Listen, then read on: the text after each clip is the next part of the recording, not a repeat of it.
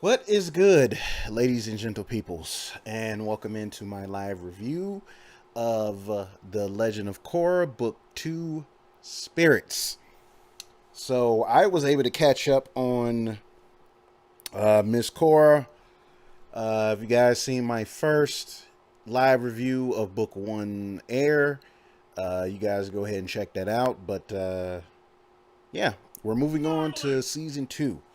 So, basically, the breakdown is going to be this. I'm going to talk about what I liked and what I didn't like, and I'm going to give my score of the season after that. So, um, yeah, let's go ahead and get into this thing. So, we're going to start with things that I did like. Uh, some of which is roughly the same thing that I liked about the first season. It had really good animation. Some of the fight scenes, I think, some of them were okay. Obviously, I don't. I think like a good portion of the fight scenes and stuff like that got better toward the latter part of the season. So that was something that I thought really was. It was still fine. I think it lacked a little bit compared to the first season because I think there was a bit more. It was in comparison. I feel it was a bit more action heavy in the first season compared to this one, but for the most part, the fighting in it was not bad. And so far, it was what we were roughly uh, used to seeing up to this point, so I didn't really have an issue with it. The other thing I really enjoyed was the how they built up Tenzin and his brother and sister Kaya and Bumi, and it really was like showing, really kind of building their characters up and how they fit into this whole thing with, you know, I guess in one way or another being like legacies of Aang. Um, and it was interesting to see like the different camaraderie between them and just how they were like really building up that character, especially for Tenzin. And they really did a lot with his oldest daughter Janora, which I thought was actually really interesting this season.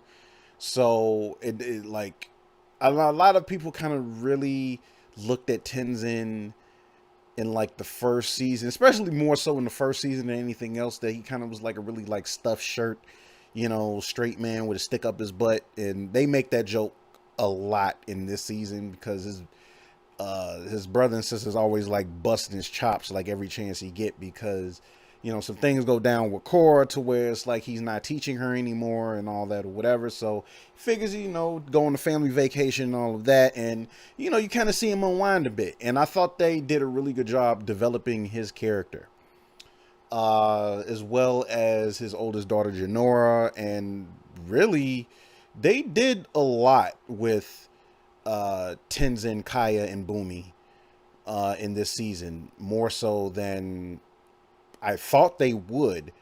So that really benefited their characters. The other thing I really enjoyed, I think, was the original story of the first Avatar when they went back when they was basically showing the backstory of Avatar One and the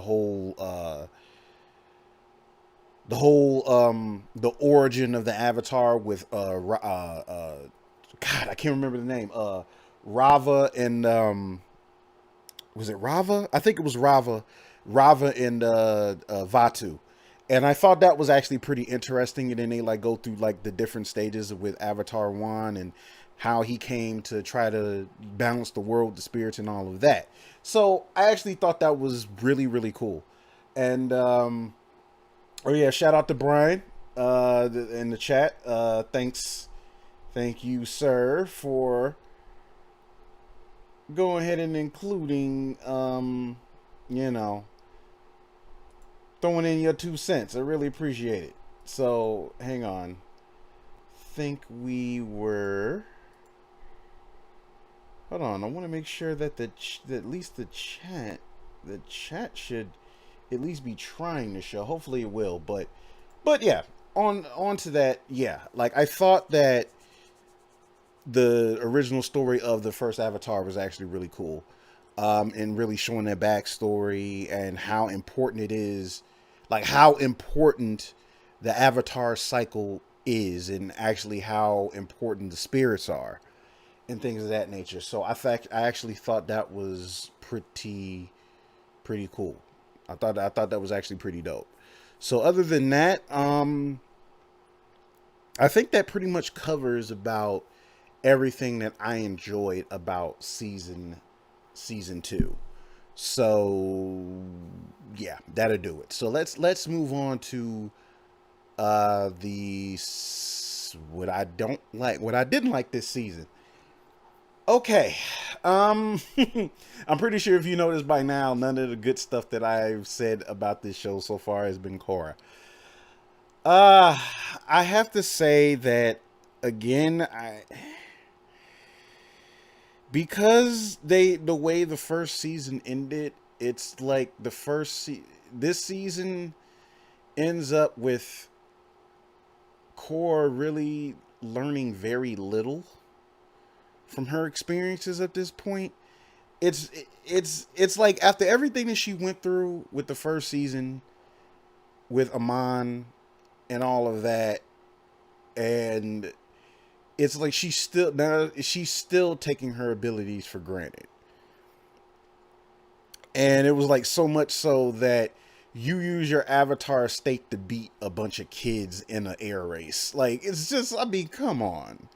Like it's just like now you're just being like petty and whatnot. So it's just, it's just like with her using the avatar state kind of frivolously like that. It's just kind of like, dude, like have you learned nothing from when you literally lost your bending last time, and you get a cop out and get all that bending back, and you're still taking it for granted? Like it's just, that's not a good start off. That's not a good start off. And then it was like a lot of tension between her and Mako, because it's like Mako's trying to be supportive and stuff like that, and she keeps snapping at him for no reason. And it's just kind of like, dude, like it gets to a point where with Mako becoming decided to become a cop and really trying to take that part of his job seriously and stuff like that or whatever, it's really not that much of a no-brainer why he decided to break up with her, because it's just sometimes she was just really difficult to hang around. But at the same time, Mako really didn't have a whole lot of breathing room to kind of try to take the high road, because he still kind of found a way to kind of screw up the situation. So it's like some of the same issues I've had with Mako, or some of the same stuff that I had a problem with in the previous season. It's like their whole relationship dynamic was pretty. Again, their relationship to me was trite. Like I didn't really feel anything with them being together. It just really felt like they were just trying to have something romance thing going on, and that was that. Like that's what it really felt like, and I just kind of left it at that. So yeah, that's pretty much what I got from that. Some other things that I didn't like. Uh, Bolin. Bolin to me was fairly useless through most of this season. He did nothing of worth to me in this season, and he was also part of like this whole extra arc that they did after.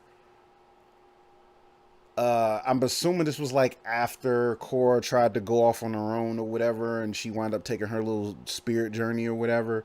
And they were doing this whole thing where the guy Varric, who was trying to help out with the north side south side beef between the Water Tribe, and they were going on doing this whole thing where they were like filming propaganda movies for, with him in it, and then he started having like the big head because he was a star and all that, and it was just like, they went on with that for quite a bit, and it was like an extra arc that they had that really it just really felt unnecessary.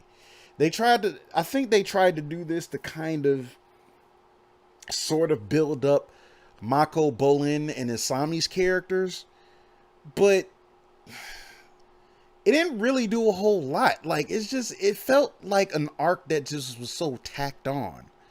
Like the whole thing with the triads and them trying to take over this company and all this other stuff, whatever. It's just like at the end of it all, when it was all resolved, like it just didn't feel like it really didn't feel like it mattered at the end of the day because it didn't really change anything after the fact. So it just really felt like a really tacked on arc. What else? It's quite a few other things.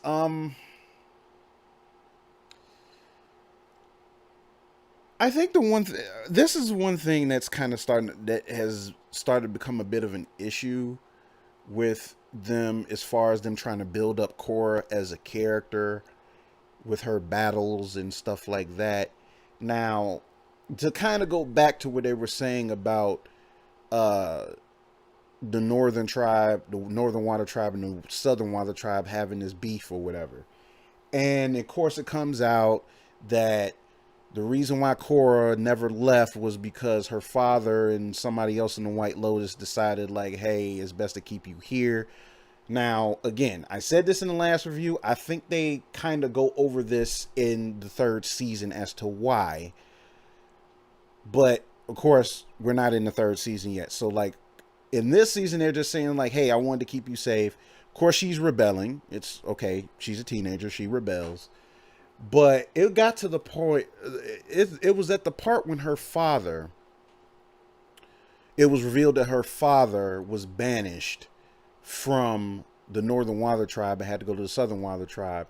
And it's like when she found out, it's like she completely just, like, it was like, look, it was to a point where it's like, okay, I don't know why you were this mad at your pops. It's like, I understand being upset about like that or whatever, but it's just like, this man told you that he lost his home and had to make another one, and you still go at his throat. And not only that, when you talk to your mom, you go at her throat. And it's just like, dude, like, come. It's like it don't even matter that she apologized, like, at the end of it all, or whatever. But it was just like, dude, you need chill. It's one thing to be upset, but it's another thing to be acting like, dude, like that they just. It's like it's not like they did. It's not like they never showed that they loved her or anything like that. It's just like you were just like. It's just a situation where she's like, at this point, she's still being a brat, and it's just like, I didn't like that. I really did not like that whole thing. And then of course they come to find out that her uncle was behind it, and he was on some shady shit, trying to learn the whole spirit technique and all that. I mean, okay, that's fine, but it's like the way that she approached it just really did not make any situation better. And it kind of goes back to what I was saying about her uncle getting her father banished. They never. I was actually surprised by the time this season ended that they never go into detail as to why he decided that he wanted to be a dark avatar with Vatu and all this other stuff or whatever, and why he did this to his brother. Like, they never go into that. It's like he just did it. And they never go into why or what his motivation is. It's just like, okay, it's sort of the same thing with the previous season, how they never go into how this one person who's a waterbender is able to bloodbend without a full moon. It's like they just never go into that. They never explain it. It's just like, okay, it's just something that happened. And because bad guy, whatever. And it's just like, it's like, again, it's like a lot of the, so far, especially this season, Unalaq so far is probably the worst villain this show has had.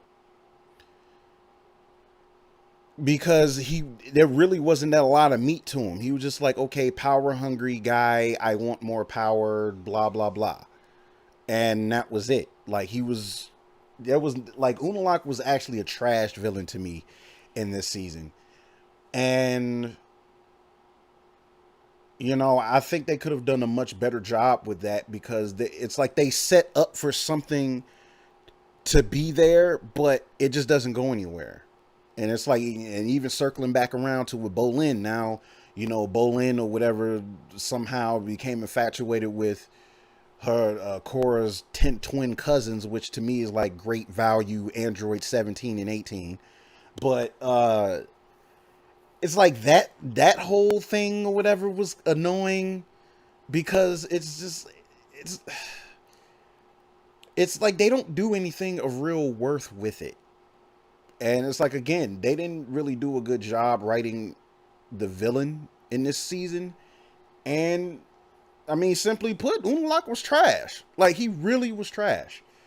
And which goes to my final the final thing that kind of irked me a bit more. This show kind of has a problem with Ex Machina as far as plot devices. And again, I said this before. I don't know if it has to do with the fact that these seasons are shorter or what have you. I don't know. But this show has had an Ex Machina problem for a good minute. And this is only the second season because they set up the whole thing with Janora being more in touch with the spirit side. And of course Tenzin, like, he believes that he was the one that was supposed to guide him and all this stuff, or guide Korra, to the spirit world, but it wound up being her daughter because she had a natural gift of being in tune with the spirits. Okay, that's fine. It's perfectly fine. But here's my problem. The thing is, it gets down to the whole harmonic convergence thing where it comes down to the original Avatar spirit, Rava, and the dark spirit Vatu. It comes down to that. Unalaq becomes one with Vatu. Him and Korra have this whole battle, and she loses. Like, straight up loses. Even with her kind of getting a secondary power boost in the Avatar state, which should make her on par with Vatu, she straight up loses. And not only loses, he successfully completely beats Rava and basically destroys all the previous lives of the avatars. And it's like they're just gone. It's like she just straight loses, and I was like, okay, damn. All right. And then after that, again, now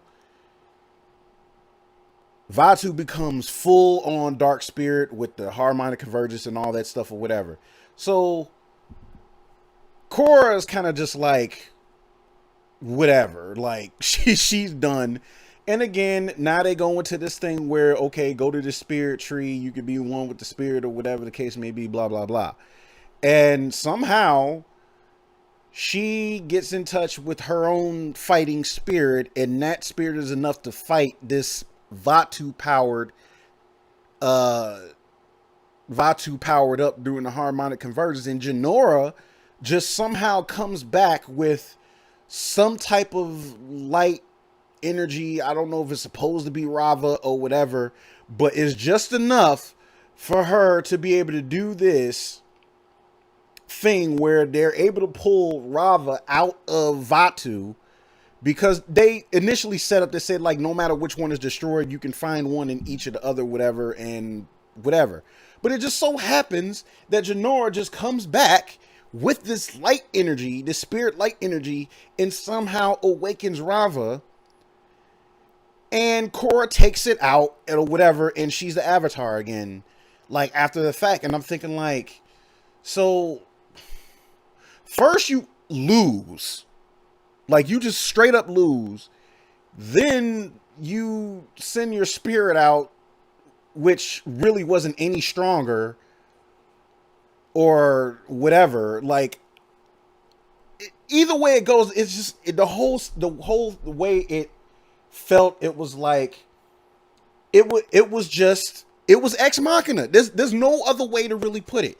It was just ex machina. It was literally there for convenience for Korra to win. That was it. That's really all it was there for. So it was just like, whoo boy, it's like, dude, this is like the second time in a row that essentially Korra fundamentally loses. And then it's always something that just happens that helps her win. Just happens. No explanation, well, no real explanation, it just happens. See, that's kind of been an issue.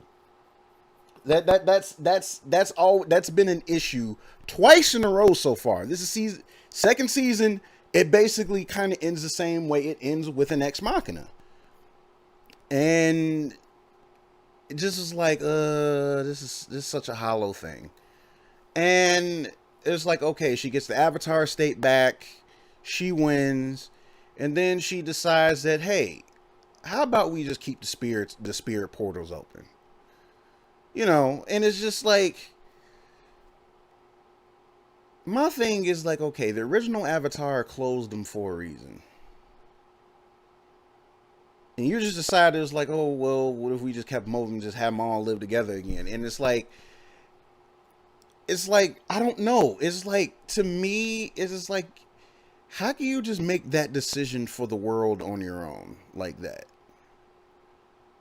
Like, that's just kind of how I felt about it, because it's like, this is like a whole worldly change that you just decided at the whim. It is like, I don't know. It's just some things about that kind of just was just, I don't know. See, now I have to go back. See, now that now that I've really talked about this. See, I'm going to have to go back and do a little bit of an update here, because it's like, and LexCorp, I see you, and he said, like, you feel that her victory should have been more physical capabilities instead of her using X Mach. It's like, again, it's, dude, I swear that victory for her, like, that was straight up Ex Machina, dude. It was straight up Ex Machina, and it was like, yo, it's like, y'all didn't even have to do that. It's like, if it could have been like a thing where, like, you know, I mean, the thing is, they already kind of just conveniently did that when she got attacked by the first dark spirit, and she just, instead of being killed, she just washed up ashore with no memory, with people conveniently helping her get in touch with her avatar side. Like, I mean, it's like, sorry, they hit the camera, but it's like, yeah, it was like, when that happened, I was like, okay, yeah, that's pretty convenient, you know?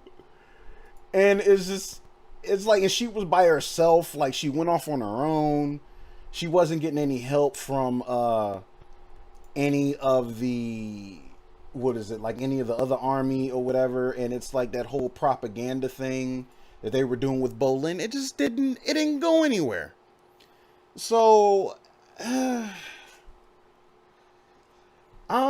yeah, dude, like, after really reviewing the season, and it's like, look, it's like I said, there's a couple of things that prop it up. I think the main thing that props it up is that we get more camaraderie with Tenzin and his brother and sister Kaya and Bumi. We get more development with his oldest daughter Janora, and we're able to see the original story of the Avatar, which I think was done really well. That we were able to see the origins of the Avatar. Now, it kind of sucks that we see it only for that cycle to get wiped out. And it's just like, dude, like, literally all the previous lives of the Avatar are just gone. Aang, Roku, Kyoshi, just everybody gone. I'm like, dude, why? Why? Why did y'all do that? And it's just like, uh it's like I'm trying so hard to try to be fair with this rating, but I'm just gonna leave it. I'm just gonna leave it here for now because I'm just gonna give it this rating because I think I was a little too generous before, but it's gonna have to be the same thing as before.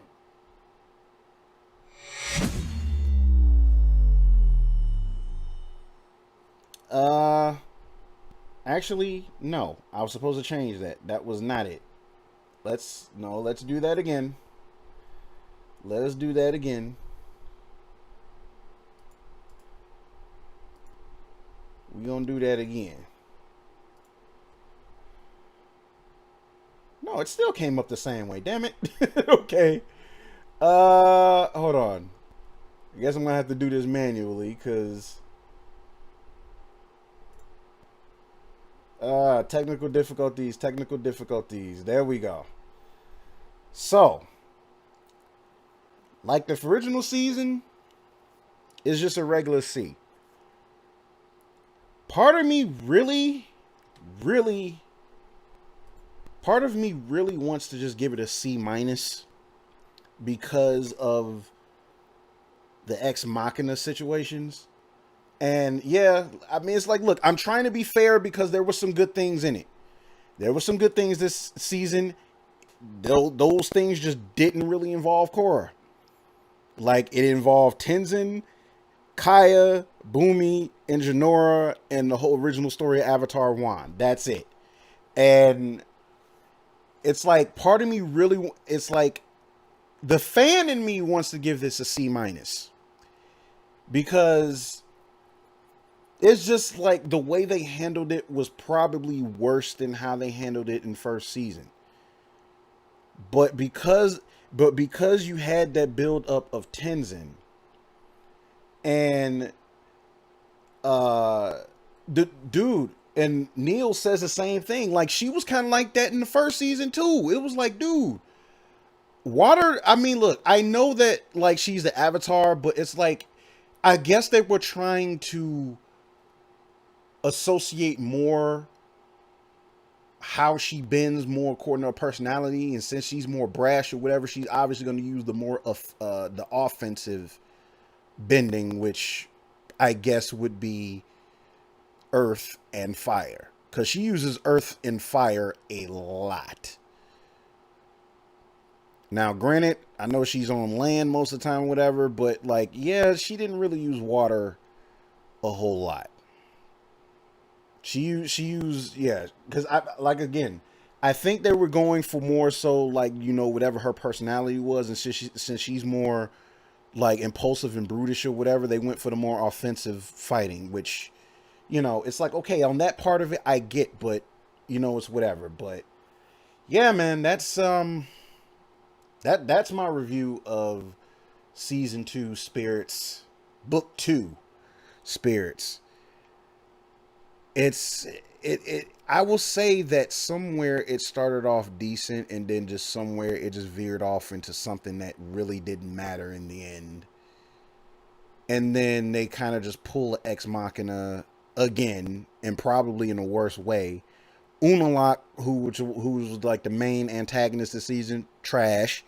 Um, the only thing I can say, he was good at some of the water bending fights and stuff or whatever, but overall garbage. Like, he really didn't have anything to him. He was just bad guy, and just happened to be Korra's uncle or whatever, and there was no real reason for why he was doing it. So sorry, Unlock trash. So, um, yep, that does it for my review of The Legend of Korra Book 2. So I'm gonna leave it at that. Guys, I look forward to seeing what your comments are. Thank you to LexCorp, Brian, and Neil Green.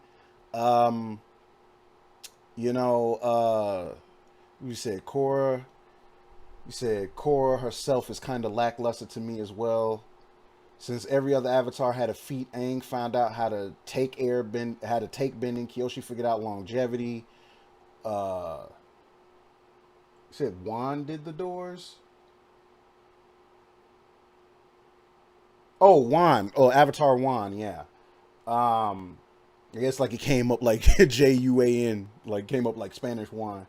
But yeah, said Korra never. It's like I said, like Korra. The only thing Korra has had going for her is that she was a natural fighter. That she was a talented fighter. That's literally the only thing she has going for is the fact that she is talented at fighting. That's it. That's really her only feat. Everything else was handed to her.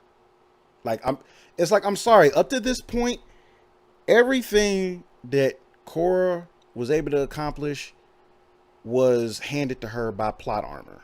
It really was. Like I'm sorry, can't really say anything different. So far, with these first two seasons, plot armor. It's plot armor. So anyway, I'm gonna leave it at that. Thanks guys for watching.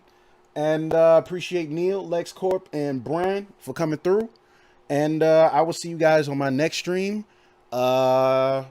And until then, my next review, my next review should be book 3.